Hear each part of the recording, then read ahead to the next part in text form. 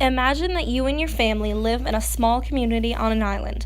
The island is a test site for nuclear weapons, although the country setting them off has assured you that you can continue living there with no side effects. After these tests have gone off, fatalities are occurring mostly from people ingesting locally grown food. Several individuals are starting to develop health problems, and children are being born with birth defects. After about 30 years of dealing with these everyday challenges and hazards, you and the few others left decide that you can no longer survive on the island. You must pack up your entire life. Your health is at potential risk if it already hasn't been compromised, and you are leaving several deceased friends and families at home. This seems hard to picture, right? But this is not an imaginary scenario. In 1945, this became real life to those who had once called Rongelap their home. In the year 1945, a test launch of the United States nuclear weapons were performed. The effects would initially impact the 350 residents that the environment would still be suffering 60 years later. Rongelap is part of a chain of islands more commonly known as the Marshall Islands. At the time, the United States had claimed the island was a safe place to live, but in the 1980s, most of the population had left or died.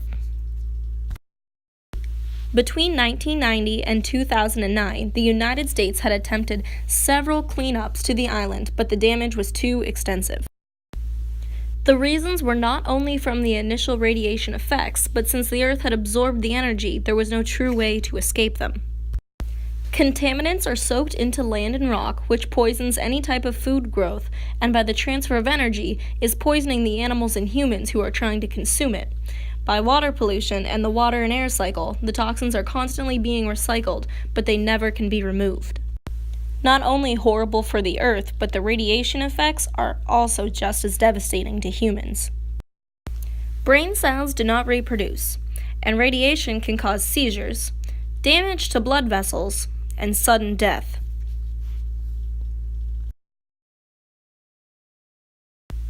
Due to the very quick replication of reproductive cells, they damage early, leading to infertility and sterilization. The lining of the intestinal tract is also extremely sensitive, and radiation to gastrointestinal cells, which leads to diarrhea and vomiting blood. There is also a chance of rupturing of the intestinal wall, which leads to bile in the abdomen and multi-system organ failure. Blood vessels within the entire body can be at risk for rupture, but especially in the heart, resulting in heart failure and death. Keep in mind that these affect humans in total, so not just those in the attack site. This includes the people making the nuclear weapons and those doing damage control and cleanup. It also interrupts the disturbance of global peace. The Cold War set out a sense of fear and panic all around the world. The height of nuclear weapons in today's world still make this fear very real and dangerous. Not all the countries are even signed under the NPT, so there's countries that possess weapons that are completely uncharted.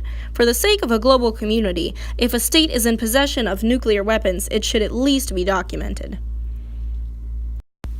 The nuclear powerheads are still in possession of these weapons, but the rest of the world knows about them. There are no surprises, except for those who decide not to participate in the treaty. These larger countries need to step up and make allies to assure everyone is following the outlines established to protect humans. Although these effects are not currently taking place, the realism of them happening is very probable. We need to really buckle down and finish what has been started with the initial treaty before things get out of hand. After taking the time to examine all of these possibilities, these arguments often come up. We have worked for years to be able to have a higher power against the other, and now you are saying you want to even the playing ground? We rebuke this saying. If the making, testing, and usage of nuclear weapons continues the way it is, the post-effects on the public and the environment will be so large that there is no longer a planet to fight over. The second argument is, efforts have been made in the recent years to reduce the usage of these weapons. What's the big rush now? We rebuke as, yes, efforts have been made that are a great first step, but it seems as if they have been forgotten about. The rise of these potential war outbreaks get higher and higher each day, and this is a problem that needs to be sorted out before such events would occur. I'm glad to see the interest and efforts that will be made to address these issues. As I wrap up, I just want to take the time to thank you again for allowing me to pitch to you here today. Eliminating the ability to use nuclear weapons in war leaves a fair playing field for all. There will be no secret weapons to be feared. No one should risk losing the entire country. The death tolls will also be reduced. When wartime efforts are being in play, yes, there's always casualties to people who are technically not in fault, but you can't get around that. Where something can be done is to not give someone the chance to drop a nuclear bomb that kills every living thing, including the environment, for miles around. Such effects to the environment will eventually make it back around the world to those who won.